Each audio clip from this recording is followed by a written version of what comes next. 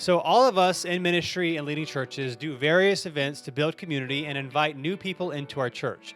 So, today on Practical Church Planting, we're going to share with you 9 church events you can try and how to actually do them.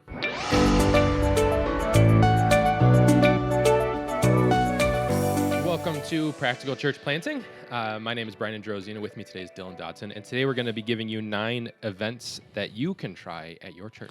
And as we kick it off, if you're new with us and you don't know, we have a Growing Your Launch Team course that you can get on practicalplanting.com. We recommend this if you're about 12 months out or less launching a church. We walk through practical things of how to actually plant and launch, not just generalities of like how to raise, you should raise money or you should build a team. Sometimes people ask, is it going to be any good? Well, if you find this podcast helpful, it's like that, but even more so. Yeah. So check it out. It's $149, and it will give you a super practical guide to how to plant and launch a church. As always, we want you to not waste money. So if you hate it, we will give you a full refund. We've actually only had one person ever ask, and they literally said this was really good material, and if I had bought this like 6 months ago, it would have been great. But my coach, whoever they're working with, has been walking me through some of these things. So anyway. And they got the refund. So check it out. Today we're going to do 9 events you can try at your church. Now, one of the things we try to pride ourselves on here is we don't just like give you ideas and then leave you wondering how to actually do them. So we're going to talk through some of these events and then also how we actually do them. Yep. Because it can be really frustrating. Like I just finished this book on discipleship, and it was really good. It was challenging, but it was like how to develop like this discipleship culture at your church, and they didn't really tell you like how to do it. So the guy who wrote the book, it's a really good book. They're a larger church with a lot of resources, and so it's like he kind of talked a little bit about how they structure theirs, but it's like for most of us, it's like, okay, but how does that work in a smaller context? And at the end, he gave an example of one of his friends who leads a small church, but he didn't really say exactly how he did it. Like it would have been really helpful if he talked to, and I get church context is different, and what he was writing about is like hard to, there's no like necessarily like just do this. I get that. Yeah. But it would have been really helpful if he would have said, here are 3 ways other churches have done it, like actually walk you through it. And so, because I left the book thinking that's really great, but I still don't exactly know how to do it if I wanted to. That's not what we try to do here. That's so here we go. We got 9 events. We've talked about some of these other events in the past, but now we're going to tell you how to do them. Here we go. Here's the first one, Trivia Night. We've done this almost like the whole time we've existed. Goodness, I wonder when the first one we did was. It's early on. Yeah. And we used to do these monthly, and now we do them once a quarter. The space our old space, we did it monthly. Our new space now, we actually rent out our facility to other churches and stuff. And so we don't get it every Friday anymore. Right. We get it 4 Fridays a year, and so we do it 4 times a year. Yep. And either one was fine. We used to call it $2 trivia, where people would pay $2 to come because we offer like snacks and stuff, so that would pay for it. Which actually, like, people did it, and it was fine, and didn't, like, cost us anything. But then we just, like, took it away because it's, like, whatever. It's only $50, $75 or something, and so it was fine. But it's great. Everybody loves it. Brian is the one who is our trivia extraordinaire, so I'll let him talk through how he does it, and then we'll keep going. Yeah. So we do, where to begin? We do, like, topic focused trivia each month. So, in other words, it's not just, like, show up for trivia. It's this month. Very important. Yeah. Because if people don't know what they're coming to, they're not going to come. Yeah. So it's like we're doing trivia on this specific topic this month. And it helps because people know what to come to, but also if they're like really passionate about it, then obviously they'll get more excited and invite people. But honestly, even if they're not passionate about it, they still get excited about it. Like we just this recording this past week, we did restaurant trivia, which like, I mean, it's like no one's like diehard passionate about restaurants, but people still came and had fun. And we've done it enough that people like know what to expect. Exactly. I probably wouldn't start with restaurant trivia, but like if they don't know, like they're gonna have a good time. Yeah, that's true. Like early on, we did like really popular categories and stuff, and then we've kind of we're just I don't know, grabbing whatever we can at this point. But the way like super brief how we have it structured, and I can go into as much detail as you want if you feel like there's more that's needed. But it's we have one person run it, and it's me, but we just do 3 categories of like different like subcategories of our main topic. 7 questions for each one. They get points for how many points they wager between 1 and 7, and we like put it up on our screen. So this is a big benefit if you have your own space. Like if you're portable, you could figure out a way to do this, but it would be a little tougher. But I make like I guess it'd be called like a PowerPoint, but just like slides. I make them in Canva. It's super easy. I just save my template each month and do it again. So it's super easy to make. I can probably make the whole thing in like a couple hours. So the questions that Brian asked are also on the screens. Yep. Questions are on the screens. Yep, all the questions are on the screens, and when possible, like find like a video answer or something like that if it's applicable to make it more fun, and just anything. Like I mean, we've done it so many times where at this point it's just like we'll just try whatever, just because like we kind of have an idea of what works and what doesn't. But if something seems funny, like it all boils down to what do I think is funny, and then I'll try it, and half the time people think it is, and half the time like nobody laughs, and I just ignore it. But it's just fun, and it's like a super laid back thing. There's no spiritual aspect of it. We don't end it with a gospel presentation or anything like that. I mean, like I literally end it in 2 minutes saying like, "Hey, this is a church, so if you want to come back at 10 a.m. on Sunday, we're here." But that's it. And I mean, we did an episode a while back on running a trivia night, but it's deep in there. But we did and I go through the whole thing of how we do it. But that's just like a very brief overview. But I don't know if you have any questions that would. Yeah. So real quick, we do answer. 3 rounds of 7 questions. You wager between 1 and 7 points Yep. on each question. You can only wager that point once each time. If you get it wrong, we do negatives. Yep. So if you wager 7 points, get it wrong, you lose 7 points. At the end of each round, Brian sometimes has like a video. Like sometimes he'll find like fake Marvel movies or whatever. They're really funny. Like something to kind of bridge the gap between the rounds as Or people are getting up going to the bathroom. Yeah, so give like a quick break, or like for the restaurant one, we bought some like fast food and had people guess what it was. Yeah. Tell people to score each round, then do another 7-point questions, another 7 questions. It takes about 90 minutes. I mean, 21 questions you might not think is not that long, but we do the question. Everyone has like a minute or two to write down their answer. We set the tables. We set the tables up ahead of time with 6 chairs. Sometimes we add a table or two. You don't want to put too many because you want people to sit together, and you can always add tables later. And then we just buy chips and salsa. This last time we had an Indian restaurant give us some free food because we have a relationship there that was really cool. But it's literally chips and salsa on every table and water and soda. Yep. We used to try and do like snacks or food themed, like for what we did.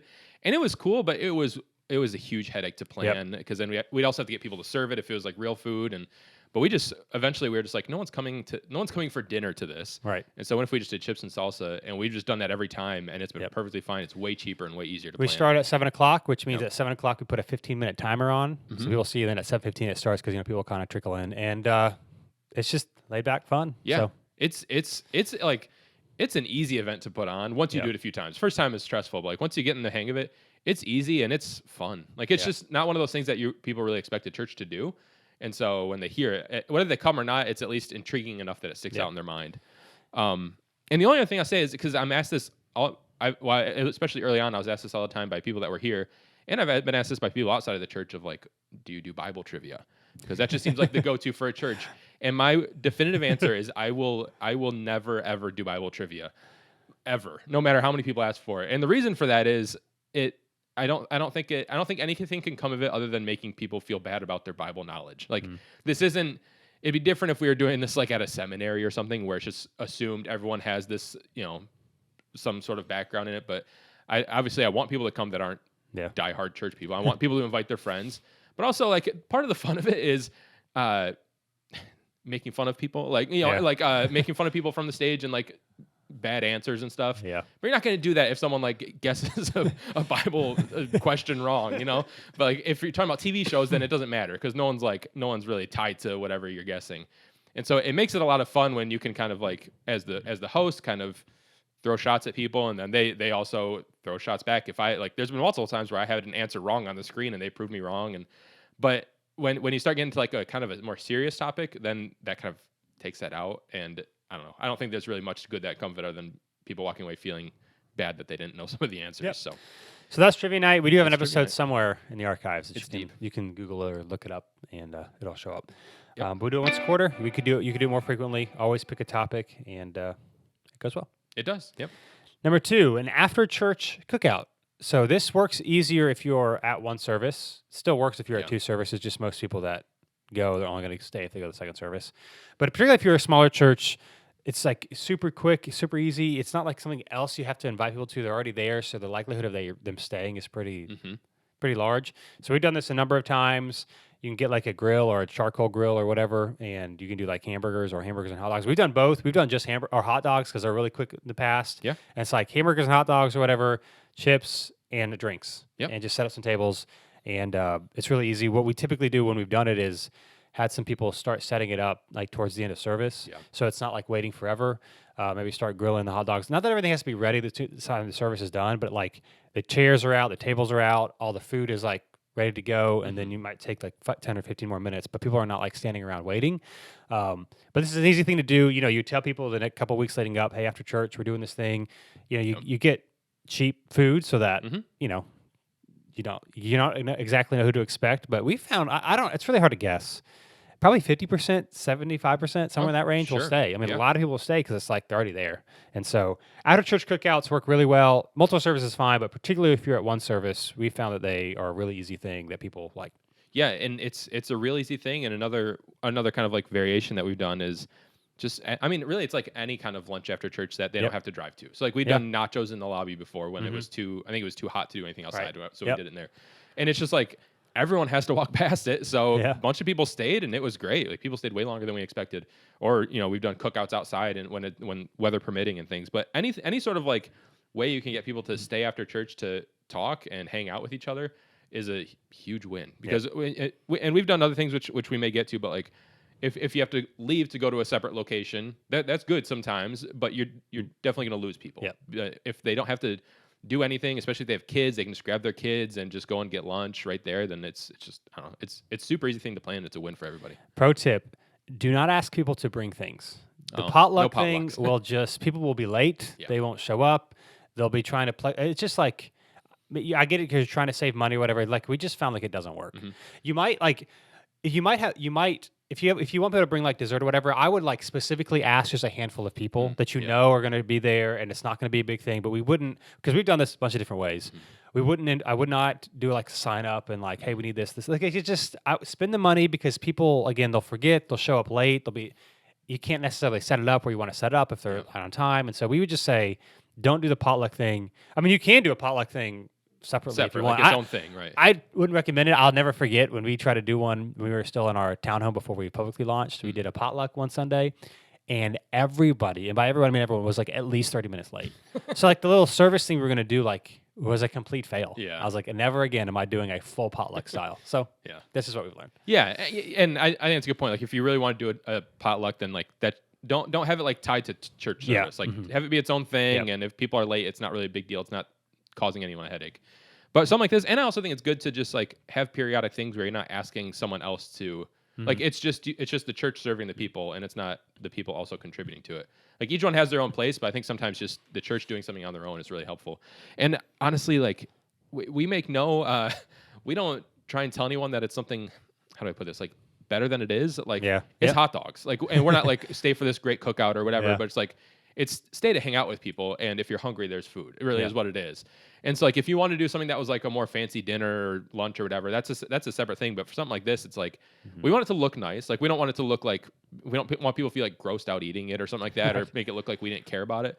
But we also are realistic, and like depending on when it is, we may have a small budget and we still want to do it. And so we'd rather do something than do nothing. And so doing something like if you can't afford hamburgers, just doing hot dogs. And a lot of people don't want hot dogs, and they may stay and not eat. Like, and that's perfectly fine. But they'll stay for a long time. They'll stay, and you can't try and get something for every single person at something like this. It's just something to have so people will hang out. But it's not like it's almost like it's not a meal focused thing, even though it is. The point is just for people to stay and hang out. So again, simple cookout for something like this. Do it at the church because you'll lose people if they have to drive somewhere. And provide everything so that you can set up really quickly and get ready to go. So, number 3, an outdoor movie night. Now we've done this twice. I think twice. One time we did it on June like 21st, which is the longest day of the year. Oh yes. But the person that we rented it from was like, "Oh, you can totally. It doesn't have to be dark. It'll still work." And it did not. Yes, we had to. we had like an hour and a half or something later. It was than awful. Planned. But anyway, for this is like there's a lot of places that you can rent like a blow up thing or whatever, an outdoor screen, whatever. That's what we've done, and they're fun. I mean, part of this is depending on your space. Like for the cookout, church, you do it at the church. This one you can too. I think people. Sometimes people knock doing events at your church. I think almost all of these, many of these are at our church. Oh yeah. Just personal experience. I know it's anecdotal. Doing things at our church always has the largest turnout. Yeah, sure. Always People because know people know just like know, and they know where it is. Even if something's like the same distance somewhere else. Psychologically, it's like, I don't know where that is. Now, there are obviously times where you want to do things. Maybe someone's got a big house, or like that's totally fine. Just know we have learned that if we do it at our church, more people will come because they know where it is. Again, there are exceptions to that. If you're doing like a men's night and someone's got like a pool table, obviously. But just know, like for whatever reason, church seems to work, and it's also a great place to invite people people to invite their friends to a not church service, so it doesn't feel as intimidating. Yeah. So anyway, outdoor movie night, we've done it at the church both times because we could. Again, if you had someone else to do it, that's fine. Just know that however many people would come, you'll have a lesser percentage somewhere that people are not as familiar going, which is not necessarily wrong or bad. It just is what it is. And so we have done it in the parking lot. Bring long chairs. I mean, we encourage people to bring chairs as well, but like we'll also have them, or we'll bring chairs outside, blankets, provide snacks and that sort of thing. And it's as simple as it sounds. Yeah. So for this one, the way it worked for us is we got a company to come and do it. Like it's a big inflatable screen, and so we rented it from a company. I don't remember if they set up or if we set up, but it don't really matter. The one on the June 21st we set up. Okay. I just remember that one. Yeah. So I think they like dropped it off and they were picking it up a couple days later or something like that. But it wasn't like us hanging up a sheet. Is basically what I'm saying. Like it was an actually like really big inflatable thing, and it was really cool once it actually worked. It's funny as of recording this is just last weekend. I think our neighborhood that we lived in did one of these. It was like the first time they wanted to do one. And so we learned some things from them of what not to do. Like so they are where they put it is like right next to the woods, and so it was like. I mean, we didn't go, but from other people that were there, it was like incredibly buggy and mosquito-y, and people like tried to bring their kids and hated it, and like they did the movie at like 9 p.m. and so no one with kids could go, but they played Rio, which is like obviously a kids movie. Yeah, but no summertime kids is not the best for movie. Yeah, nights, so like just keep that in mind. Like people are going to be outdoors wherever it is. So dead summer it's going to be hot. At least if you're in the South, it's hot even at night, and people aren't going to want to just sit outside. Yep. But just keep all that stuff in mind. But especially if it's a little bit cooler but not too cold, it's a really fun thing. It's a good thing for families, but also, man, we had a ton of people that weren't like a bunch of people that didn't have kids, even though one of them, I don't remember what movies we did. We did Sandlot and Space Jam, I think.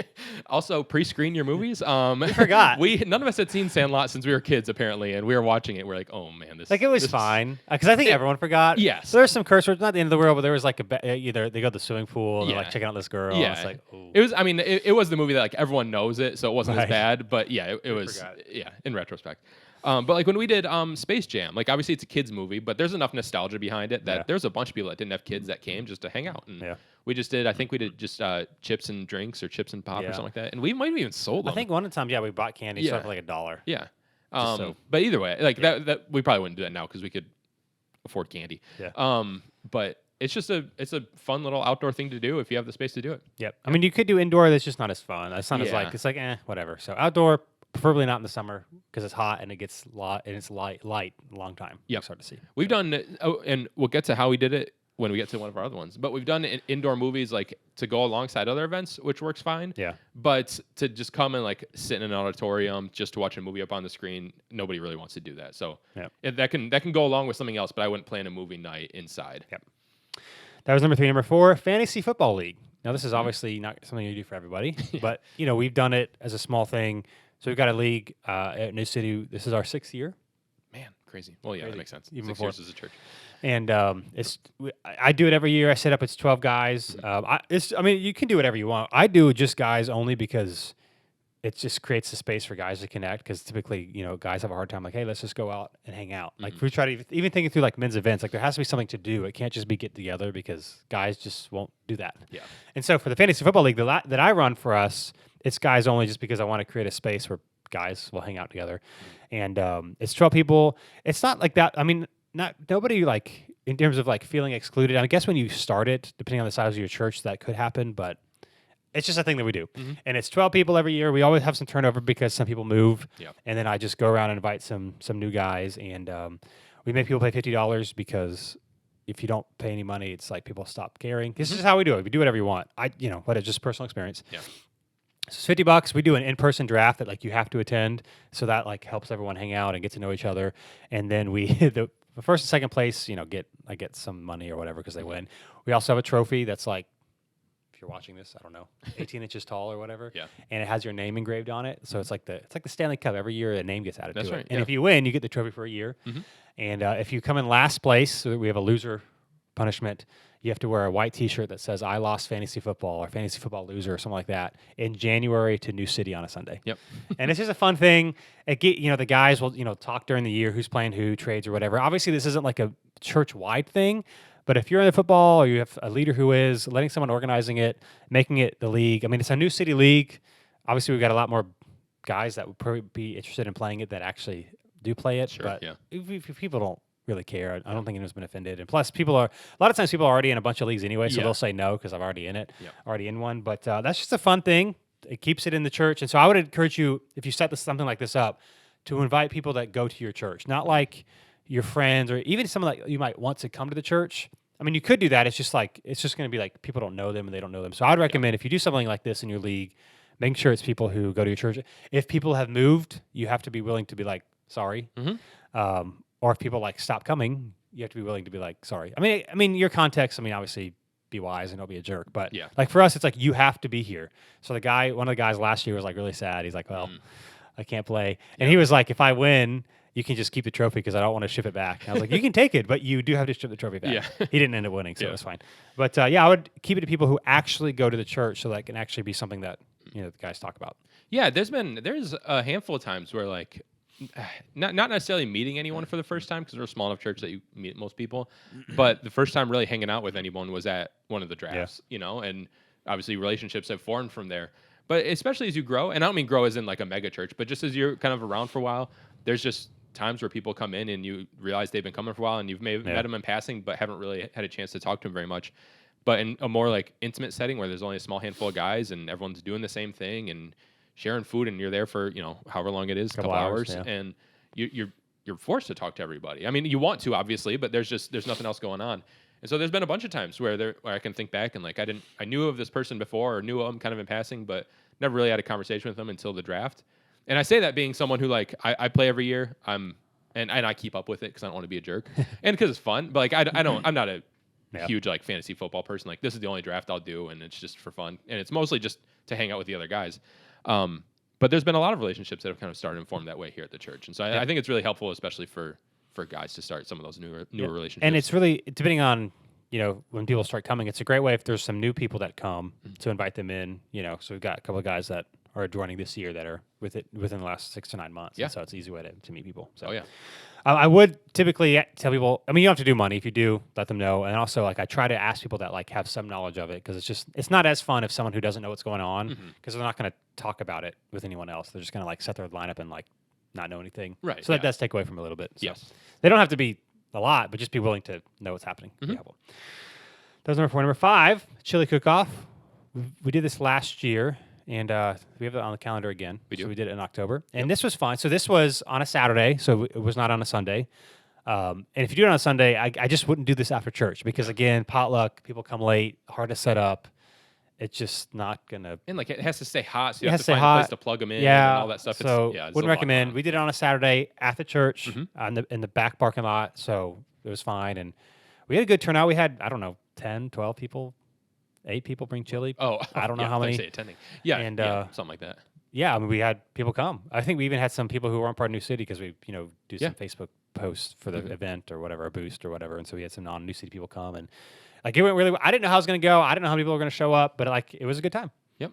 And Brian got us 3 wooden spatulas that said first, second, and third. That's right. Yeah, little voting. Spatula trophies. Yeah.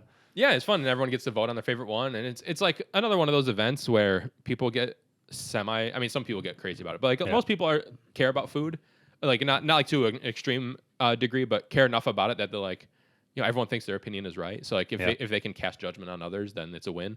And so they can go and try things. And it was just like, it was a very unstructured event. Yep. I mean, there's things that we'll probably adjust for this year. It was the first time doing it. So did we have a bounce house? Yes. It must because it was right after Trunk. Or before. It's probably before. No, it was the Trunk or Treat's the end of October. Yeah. Well, maybe, we advertised one at the other. I can't remember which way. But you're right. You're right. We did have because it. we got a bounce house from another church that let us borrow it, or you could rent one. And so we did at Trunk or Treat, and it was the week after. You're right. And then we had one there in the parking lot. Just something for the kids, so that was helpful. And honestly, like there's if you've ever been to one, usually like a chili cook-off is like with a bunch of people or with a bunch of other things going on. Yeah. And we didn't, and it was still fine. Like I mean, we'll adjust some things and we'll kind of tweak as we go because we'll probably continue doing this. But even without having like a bunch of things going on, it was just fun. We had tables set up outside. It was cool enough then to be outside. Yep.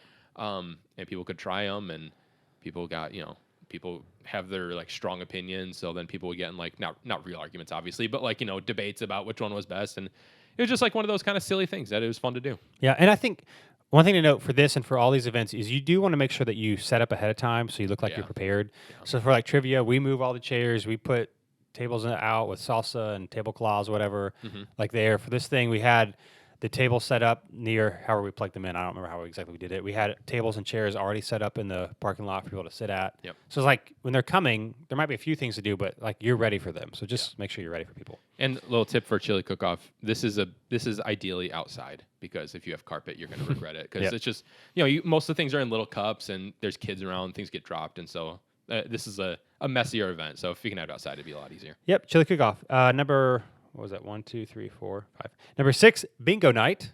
Mm-hmm. We've done bingo once or twice, or just once. So we did music bingo once. Yeah, maybe it was just once. it might have been. You can buy these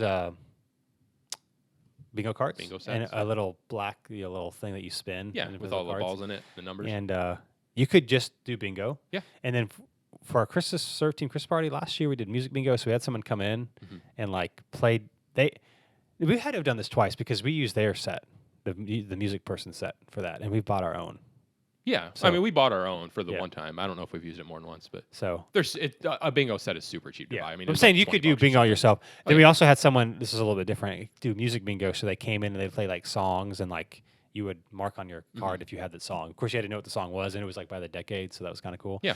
But like bingo again with prizes. We forgot to mention too, like trivia. We give prizes to the winning team. Oh yeah, definitely. So have some fun prizes as well. And it might sound like kind of dumb, but it's like, I don't know, it's just random and it's fun, and people like to hang out with their friends. So Yeah, people had a lot of fun at regular bingo. It was the kind of thing where it's like, well, we're just trying to come up with ideas, so we'll try it, and everyone knows what it is, so at least it's easy to explain.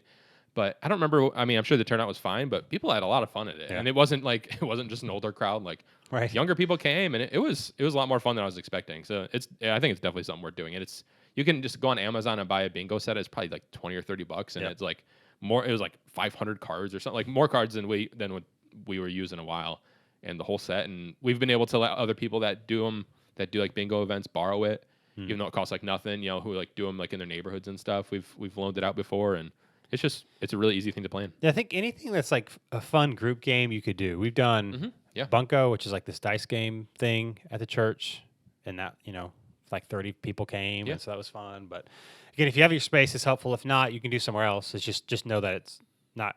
It's always going to be a few people come because they don't exactly know where the space is. They're not as familiar with it. But we do bingo night in an auditorium, Yeah. set up chairs, and I think we probably had snacks too.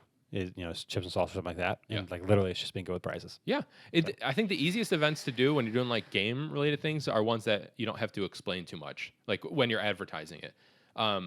Bingo, everyone knows what bingo is. Trivia, I mean, there's that night you'll explain how it works and stuff, Right. but when you're inviting people, it's just a trivia night. It's just a bingo night. Like we've done Bunko before, and some people know what it is, some people don't. But like you can at least explain like this is just it's a dice game, you know. But if you start getting to something that's more complicated, and you feel like in your announcements or whatever, you have to kind of explain what it is, then you're probably going to start losing some people. But if it's just generic enough, you can just give it a one-word thing. This is what it is. Then explain night of, then you'll be good. Yep. So bingo night. Bingo night. Number 7, trunk or treat. This one's not. I mean, this one might be pretty familiar. We've done this This is the biggest a number of years. The challenge is if you're smaller, getting enough trunks and people to volunteer at the event, that is a little bit of a challenge. So Sure. I'm not saying don't go for it. Just know that if you don't have enough people, it can be difficult. However, we have found that this is our biggest event of the year, also in terms of serving. Like it's, easy is maybe not the right word, but like we get a lot of our spaces filled. Yeah. I think the nice thing about trunk or treat too is like it's very tangible. It's very obvious. Like people can see the difference that they're making when they do it. You have trunk set up. Candy. What we invite people to also bring candy. So like we have people serve, and then we also the weeks leading up to it, like we have a spot in the lobby. It's like, hey, there's a lot of candy, so the people doing the trunks don't have to do all the trunks and provide all the candy because that can get expensive. Yeah. And we get a bounce house, some games. So we use ours. Obviously do it at the church, and we use the inside. Like we've got a movie playing in the auditorium. We've got like snacks and popcorn and like face painting and crafts inside, so people can come in here. It's a whole thing. Yeah. But it's a lot of people. I always just want to like preface this by saying you need to also have the right expectation of it. If you assume that we're going to do trunk or treat and all these people are going to come to our church because of it, that's not going to happen. No. But that's not why we do it. Maybe a handful of them will, but really we just like want to serve the community and be like, hey, the church is a good thing, and not necessarily like New City, but like church in general. Like we care for you, we love you, you're welcome here. You might never come, but we want people to think positive things about the church, not just New City Church. And so this is one of the ways we do it. You get a lot of people. I mean, you get people that go to multiple trunk yeah. retreats in one day, and that's totally fine. But they had a good experience at your church. So they know where it is. Again, you might get a handful of people that come, but that's not our motivation for doing it. And so just know that going in. But it's a bunch to organize. And if you, again, I think part of the reasons why we do it well is because Brittany, who leads it, organizes it really well. So like you sign up, you serve, you know we're going to be there, everything's ready to go. If you do these events and you're really disorganized with them, you're going to have a lot less people, not just serve, but even just come because it's like they don't know what their expectations are. So you got to do your research and make sure you've got this thing organized if you're going to do one. And it's the kind of thing where I think you have to assume, this is maybe a weird way to put it, but like assume it's going to be successful or big or whatever, because then you'll actually put the energy in to make sure it's organized well. You know, our first year doing it, it was like, it's been good every year, but we had no idea what to expect the first year. And I from my memory, I think I'm pretty sure we still organized it well, or, you know, Brittany still organized it well and we did everything fine, but it was way more people than we expected. And we had stuff for them and everything went fine. But if we had been like, you know, we're at the time, I don't know how, you know, how small, we were a smaller church at the time in a small space. It would have been very easy for us to be like, you know, we'll just, it's another event, you know, we'll just, you know, put it up and see what happens, and then have it kind of be a disaster if that many people showed up. But we were prepared for it, even though we didn't expect that many people to show up, but we were just prepared for however many people show up. And it was, you know, we had people there directing traffic, even though we didn't really know if that would be necessary, but we do on Sundays, so we will at an event. And it's been great. And then this year was our first time doing it in this building, and it was too insanity. Big. It was too big. It was insanity. But we Our learned. place was a disaster at first. It's hard. This place is harder to do it than our old place. Yeah. So, but we learned for next year. We did. But it was like, it was insane, but it was awesome. Like because there was not a single person at the church, not new people, like at the church, that would have questioned that was worth doing, because there was just so much. Like we were just sending people out to the store constantly to buy more stuff, and it was crazy. But like you said, the point is not for people to start coming to New City. I would bet there isn't a single person that wasn't a New City attender that came that didn't go to multiple other trunk or treats. Like, unless they lived walking distance from the church. Like, they're not going to seek us out. We're a small church to go to just our trunk or treat and no one else's. But we had so many people come and just hang and just like spend time there. And like people that probably aren't church people. Like, I remember people coming in like some like pretty horrific looking costumes and stuff where like, you're probably not like, I don't want to say not a Christian, but probably not like a regular church attender. But that's cool. Like, that's cool that you'd want to come here and be willing to step into a church and stuff like that. And like, that was one of the most encouraging things, was seeing people that like showed up, like our people that just showed up to trunk or treat, being like, there's so many people here, I'm going to just jump in and help. Or I'm going to stay late to clean up or something like that, because this is such a cool thing. Now, one point of clarification before you get too excited. This also doesn't mean to say guarantee a lot of people will show. So I went to, we went to a trunk or treat on a different, like a day before or whatever, and with our two kids, and nobody was there, and it was really awkward. Oh, yeah. Okay. So part of what helped us is we also advertised it. So the thing is, like, even different than trivia. Like, trivia nights go well, but because it's at a church, like, not a ton of non-church people who weren't invited would come, because it's like, what's trivia at a church? Like, it just feels, it's like no one knows what to expect. Like, it's compared to a restaurant. For trunk or treat, people like know what to expect, and so we've always run like Facebook ads for it. Last year, I learned more about Facebook ads, and it was too successful. But, it's fine. And also, we've got word of mouth. Like, we've done this a while, whatever. So I would say it's got to be organized, because I would say this, like, if you're like a 50-person church and you're like, and hundreds of people are going to come. Oh, yeah. You want to have proper expectations, but you also need to, like, the church that we went to, that, like, it wasn't even on their website. I just know the pastor, and they had a sign, like, if you drove by them on the road, that they had a trunk or treat that day, but it wasn't on their website. They did no online marketing for it. Like, so it was kind of awkward, because it was like this big church. There was like, it was just not, it was awkward. I felt bad for them, honestly. Because anyway, and so for this, it's like, you got to be organized. You got to make sure, you have more than like 4 trunks, because then that's awkward. And then, put some, you don't have to, I mean, we probably put, I don't even know, $50, $100 maybe. So not a ton of money, somewhere in that ballpark probably, for like a couple weeks leading up. Granted, I've done some Facebook ad studies, so I was able to target it and stuff like that. But you're going to need to get the word of mouth out. Don't just like put a sign up, or don't just put it on your website, although it needs to be. Like, you got to have a strategy of letting people know, because if you just do one, not a ton of people will come. If you just do it in your smaller church and nobody knows. So just make sure there's a way to get the word out. Yeah, and that's a good point. I guess I should clarify when I'm saying like assume it'll be successful. That I don't mean like assume there's just a ton of people are going to come and this is gonna be a huge success for your church, but plan as if it's going to be successful. Like, make sure you're organized, even if you're a small church, like have a like you're saying, like a decent amount of trunks, and make sure you have Yep. people serving, even if you don't know that many people will show. And because you'd rather be rather be prepared for not a lot of people than unprepared for a lot of people, or unprepared Yep. for not a lot of people. And so just make sure you're preparing well. And then, regardless of how many people show, I mean, in reality, unless you're dumping a ton of money into it, which we wouldn't recommend, we don't. Most of it's like people bring in things. Yep. Regardless of how many people show, it's pretty much a success Yep. for us. Like, even if half the people showed next year than did this year, we're still happy with it, because this is in reality, like, it's a lot of effort, but it's not a lot of money, and it's just a way that we can love the community, and whoever showed up, showed up. Yep. So we do them on Saturday every year at like 4 o'clock before it gets dark. If Halloween were to follow on Saturday, we would not do it on Saturday. yeah, we would for probably sure. do it on Friday or figure something else out. So we don't do it on Halloween Day. We just do it on the Saturday before Halloween. Yes. That's when we do it. Yep. A little bit earlier too, because we found some people do it later and stuff like that. I mean, you could try to find, like, see when other people are doing it and maybe pick a different window. Yeah. But anyway, that's when we do it about 4 o'clock. All right, 2 more. Number 8, pizza in the park. Now, this is not at the church. Nope. So we've done this on Saturdays, and then most recently we did this on a Sunday after church.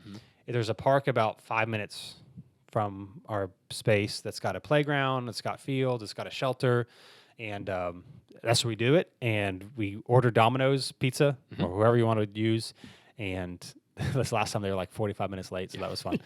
But like, we've done it on Saturdays at like Saturday evenings, and then we were going to do it on Saturday evening again, but this time there was like rented out. I think there was like a tennis tournament because there's tennis courts there, and so I was like, well, let's just try it Sunday, and it was our biggest one. Yep. So, I mean, not as many people as a cookout at the church, but more people than I thought. And pretty much, I think most of the pizza was eaten.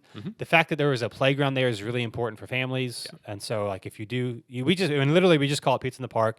It is hard because you don't exactly know how many people are coming. So how much pizza to order is, hard thing. Hard to determine. Like, we didn't order enough, but we had way more people come than we had thought and had come to our previous ones because they were on a Saturday. So you can do them whenever. But it was really nice because it's like, hey, it's like 5 minutes from the road. We have the address on the screen. We do the text and church thing. So we texted people that morning. Here's the address. People knew exactly what to do. Pretty much everyone who had kids came. Like, even like nap times or whatever, like, they all came because there was a playground and it was an easy thing to do. Pizza was provided, which everyone likes pizza even more than hot dogs. Yeah. And that was really helpful. So if you have a park with a playground, highly recommend, near you, that's like, it probably needs to be less than 10 minutes because as long as that, you're going to lose people. People will show up. Yeah. And that's literally all we did. It's not. We focus on the easy in these events. Like, it's an easy thing. We just order pizza. We tell them, go to the park and find this pavilion. Like, we tell the pizza place, this is where we're going to be, and they'll bring it right to us. Yep. But yeah, I think there needs to be a playground because, like, especially people with young kids, it's just, if there's nothing to do, they're not going to come. But also, like, we bring a few lawn games that we have. Like, not that the church really has, but Dylan has a few, and we ask some people to bring some, so that it's not just for kids. Like, this isn't a kid event, but it's family friendly, so anyone can come, and people, play whatever we have, Frisbee, can jam. Yeah, exactly. All those little things, and we know people that have all these things. If we don't, and so we just tell them to bring them each time we do like a park event, and it's super chill, laid back. We just bring drinks and pizza and let the kids play and hang out as long as you want. Like, it's really an easy thing to plan, and it's nice being there because obviously we clean up our own stuff, but it's not like a building, like, so it's outside, so people don't have to like be nervous if they drop a piece of pizza or whatever, and like, people can go off and do their own thing, and it's very unstructured, and it's just a nice way to hang out. Yep. So like, literally, that's all it is. We call it pizza in the park. Again, for all these events, you want to be talking about them on Sundays in your newsletters. For us, it's typically about 2 to 3 weeks ahead of time. Trunk or treat, we might mention a little bit sooner because there's more involved into it. Most of these things, again, we just found if you talk about it for 6 weeks, it's like, I don't care. I've heard it. So 2 or 3 weeks tops is like when we start mentioning it, at least from stage. And it's literally, we order the pizza, they bring it there, we bring the food, the drinks, and like plates and stuff, and that's it. Yep. And it works really well. It does. It's a good event. Pizza in the park. We've done on Saturdays and Friday and Sundays after church. Sunday after church was it was the most attended one we've ever done. But do it when it works for you. Exactly. And then last but not least, there's lots of different things, but here's the last one. We do a bracket challenge every year. So a New City March Madness thing on ESPN. We do like a $25 Amazon gift card. Again, this is not like a big thing, but it's like, oh, it's fun. This one, we don't like mention this from stage or anything because but we'll put it in the newsletter, and like, we'll just tell a bunch of people word of mouth. It's just a fun thing that people can do together. And I lock it so you can only do one bracket because it's like people do 15. And it's like, well, it's like, no, you can pick one, and that's it. And this is not like a big thing, but it's like, I don't know, a good number of people do it every year, Mm-hmm. and it's just fun. There could be other sports events or things that happen that's like an online thing that you can get people in. Again, like fantasy football, that one takes a little bit more organization, but it's still an online thing. But we do a bracket challenge every year, and we set it up. The day the brackets go out on Sunday, you have till Thursday at noon, and we tell everybody about it. And it's always a random person who wins who doesn't know anything about basketball. So yeah, right.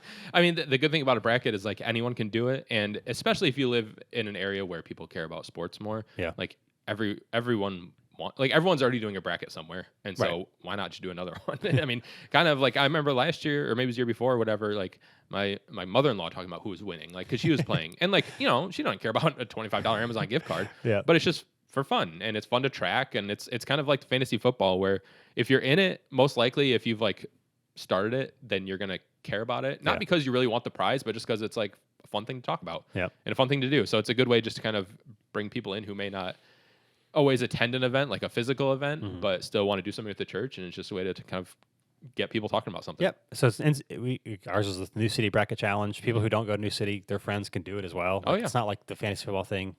Anyone can do it. It's free for them, and we do it every year, and it's another just small, fun, easy thing. I think it was last year or the year before. For a while, someone was winning, and none of us knew who they were. Yeah. We're like, I hope they don't win because I don't know how we're gonna It's get hard them the because gift you card. can your default name is like some random Yeah. thing, and it's like, who is this? Yeah. But It's fun. yeah, bracket challenge Yep. every year. So those are 9 events you can try at your church. Of course, there's many other ones, but we have done all of these multiple times. Yeah. Yeah, all of them multiple times. And I mean, other than bingo night, I don't know when we'll do that one again. Like we're going to continue to do all these that I'm looking at here. And maybe Yep. outdoor movie night too. It's been a while, we've but failed at other things, either things we found Yeah. successful. we've done all these more than once. Yes. And so hopefully they're helpful for you. Lots of things to try. Again, just be prepared. Generally speaking, we found events at the church always do better. And yeah, know what to expect. So That's right. hope that was helpful. If you're new to the podcast, if you're on Facebook, you can join the Practical Church Planting Facebook group, practicalplanting.com. There's tons of free resources for you there. And you can check out the Growing Your Launch Team course as well at practicalplanting.com. And we send out a weekly newsletter that's pretty short, just some church planting tips, or ministry tips. And so you can also get that on the website as well. That's right. And we'll be with you next week on Practical Church Planting.